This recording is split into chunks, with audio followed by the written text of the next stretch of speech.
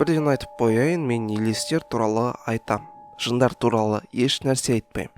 Сондықтан пікір жазбас бұрын осы айтқанымды еске түсіріңіз. Сонымен елестер туралы ойланып көрейікші. Жай ғана ойлану емес, ізденіп интернет әлемін шарлап, қызықты ақпараттарды сараптап, оның не нәрсе екенін қарастырайық. Сіз мүмкін бір паранормалды көрініс немесе бір нәрсе өміріңізде бір рет болсын сезінген шығарсыз. Олай көп адамдар көрген болар. Көбінесе елестерді өлген адамдардың рухтары немесе мифтегі бір кейіпкерлерге теңеп жатады. Тіпті олармен байланысуды спириттік сеанс деп атайтын термині де бар екен. Шынымен де сондай орысша айтқанда духтарға сену, паранормалды нәрселерге сену бүкіл халықтарда бар. Бұл анимизм деп аталады. Бірақ сол сеніп жүрген адамдардың көбісі келесіде айтылатын 2-3 нәрсе туралы білмейтін болса керек. Құлақтарыңызды сала отырыңыздар. Сонымен мына суреттен не көре аламыз? Паранормалды көрініс, өлген адамның бейнесі немесе жай ғана елестеп алайық. Бұл Теодор Шассерионның Банко Макбет елесінің көрінуі деген туындысы. 1854-1855 жылдар аралығында салынған. Ал мына фотодан не көре аласыз? Немесе мына фотолардан? Бұл суретті спириттік фотолар деп атайды. Өлген адамдар туысқандарының қасында тұрғандай көрінеді. Спирит ағылшын сөзі, рух деген мағына береді. Енді осы фотоларды қарастырайықшы. Мүмкін кейбіріңіз мына фотоларды шын деп ойлаған шығарсыз. Бірақ бұның барлығы тіпті еш қайсысы шын емес. Бұл фотоларды ең алғаш рет Уильям Мумлер ойлап тапқан болатын. Бұл кісі кәдімгі фотограф болатын. Бір күні фотоға түсіріп жүргенде пленкаға байқамай екі түрлі фотоны түсіріп қояды.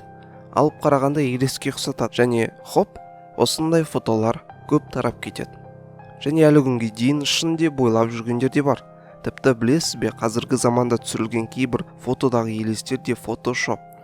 Адам хайп жинау үшін немесе ақша табу үшін не істемейді? Алдыңғы видеомызда да айтқан болатынмын. Хайп, атақтылық немесе ақша деген сияқты заттар үшін кез келген нәрсеге барады.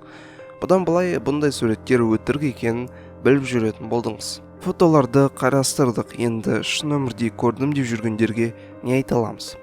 Елес аулаушылар я күлкілі естілет электромагнитті өлшегіштерді елес аулау үшін қолданады. Бірақ не үшін қолданып жүргендерін өздері білмейді. Яғни себебін білмейді, бірақ шынымен де бір себеп бар. Өйткені көзімізбен бұлыңғыр бір нәрселер елестеп кетуі мүмкін. Бұны өтірік дей алмаймын, бірақ бұның қорқынышты нәрсе емес екенін түсініңіз. Өйткені инфрадыбыс деген нәрсе бар. Инфрадыбыс 0 мен 20 герц жиіліктегі дыбыс. Көбіне бұндай дыбыстар көбінесе қатты дауыл кезінде дельфин дыбыс шығарған кезде немесе арнайы аппараттар арқылы шығады. Енді әлемнің ең мықты ғалымдарының бірі Нил деграсс Тайсонның айтқанын тыңдайық. At the frequency of 18 hertz, it resonates with the structure of the human eyeball. And if you have a sound that resonates with something material, it'll make the material vibrate at that frequency. And when that happens to you, your eye begins to see things that are in fact not there. Сонымен жай ғана резонанс. Ешқандай да өлген адамның духы немесе мистика емес, қорқуға еш себеп жоқ. Үшінші аргумент. Адамның миы өте керемет жаратылған нәрсе. Бұны біз өткен видеоларымыздың бірінде айтқан болатынбыз. Ол жерден плацебо эффекті туралы да түсіндірген болатынбыз. Адам нені қалап тұрса, ми соған реакция береді. Және бұл өте күрделі құбылыс. Ми арқылы ауырған жерді жазуға болады. Ми арқылы бүкіл түйсігін өзгертуге болады. Және ми арқылы елесті де көруге болады. Білесіз бе, сіздің кейбіреулеріңіз елестеп көріп жүрген нәрселеріңіз жай ғана ми арқылы құрап алған галлюцинацияларыңыз. Қазақта мақал бар ғой, қорыққанға қос көрінеді деген. Егер адам бір нәрсе туралы ойлай берсе, ол көрінеді. Немесе бір нәрседен қорықса, сосын сол туралы кейін ойлай берсе, сол қорыққан нәрсе көрінетін болады. Сондықтан қорқу деген нәрсені миыңыздан шығарып тастаңыз. Миды бос нәрселермен толтырмаңыз. Елес бар ма екен, жоқ па екен дегендер де бос сөз, егер діни сауатыңыз болса. Біз келтірілген мысалдар арқылы толықтай елес дегеннің қорқынышты нәрсе емес екенін түсіндіруге тырыстық.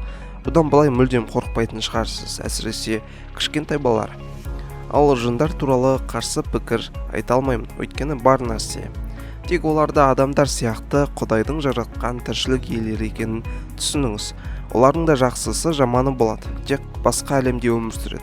Олар да мүлдем қорқынышты нәрсе емес. Сондықтан бұл екі нәрсе туралы көп бас қатырып, миларыңызға артық информация сақтамаңыздар. Сіздің қазіргі міндетіңіз жақсы білім алып, Қазақстанды әлемге танытатын азаматша болу. Тек діни сауатыңызды кішкене арттырыңыз. Содан кейін бұл нәрселер туралы мүлде ойлануға тұрарлық нәрсе емес екенін түсінетін боласыз. Илон Масктың мына сөзімен қорытындылайық видеоны. Мен кішкентай болғанда қараңғыдан қатты қорқатын едім. Бірақ уақыт өте келе қараңғылық бұл 400-700 нанометрде көрінетін толқын аралығындағы фотондардың жоқтығы ғана екенін түсіндім. Және сол кезде маған фотондардың жоқтығынан қорқу шынымен де ақымақтық екені жетті. Содан бастап қараңғыдан қорықпайтын болдым. Ал біздің видео соңына жетті. Лайктарыңызды баса кетіңіздер. Біздің ВК, Инста парақшаларымыз төменде болады. Тіркеле кетіңіздер. Сіздер үшін жай ғана саусақ тигізу, ал біз үшін үлкен қуаныш.